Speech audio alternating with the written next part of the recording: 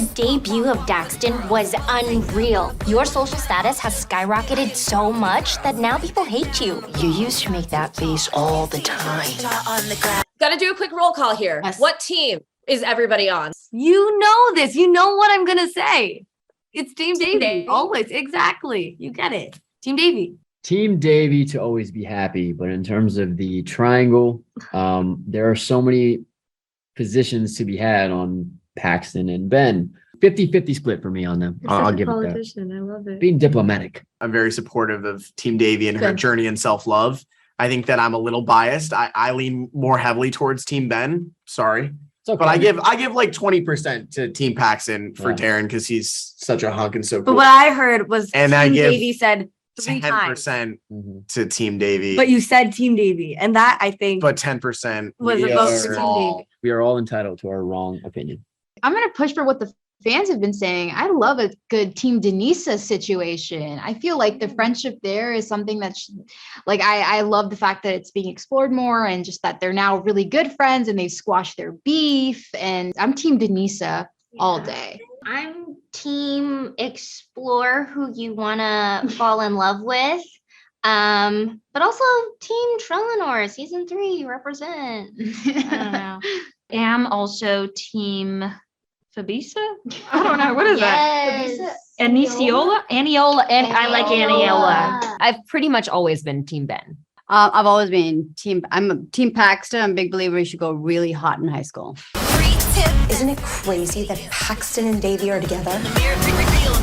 What has been the recipe to making this show so memorable for the audience that watches it? It's just such a standout show because it's, yes, of course, really funny and has all these quick-witted moments. The writing is super smart, super poignant. Every line matters.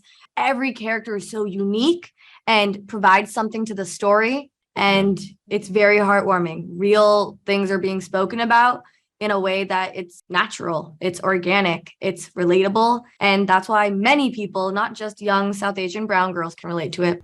Oh my God.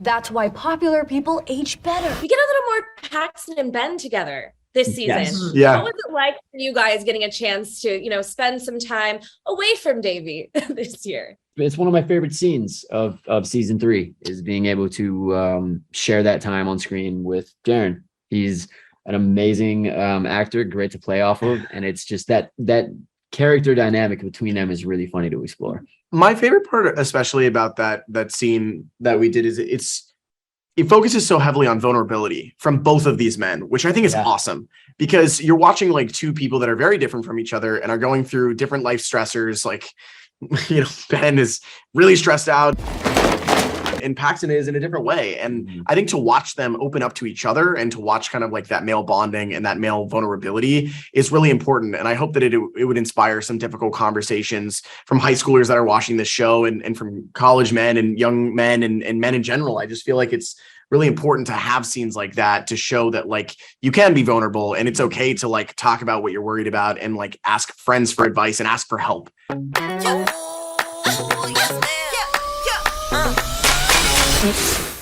What the hell? We know season 4 has been announced, and as we're kind of going towards the end of this series, what would you say is the greatest life lesson that you've learned from being on Never Have I Ever? I think one of them is stop trying to please everyone's expectations of you, because all you will do at the end of that is disappoint yourself. And that's really who it needs to start with before you start pleasing others. So be true to yourself. Love with all you got. Don't hold back. Being around the presence of women who are literally just doing it all and just being in their presence affects and inspires me to be like, wow, you can like really do this and be a great human being.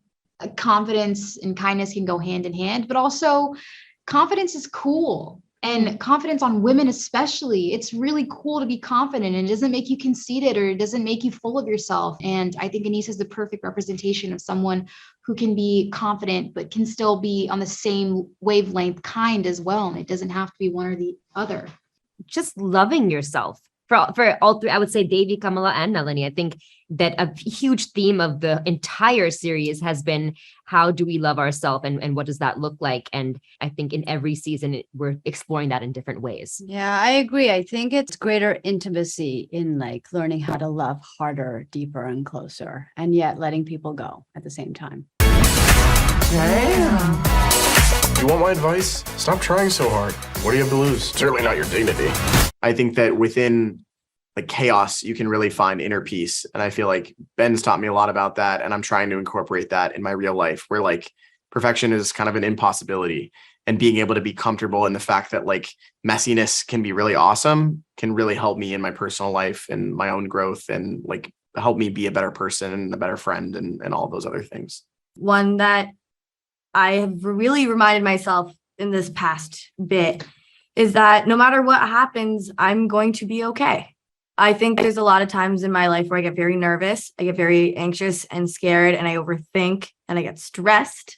But I remind myself that it's going to be okay. No matter what happens, I should trust in myself that I've worked hard and I'm a cool person. And who knows what's going to happen. It'll be all right. Let's see what the human body can do, baby.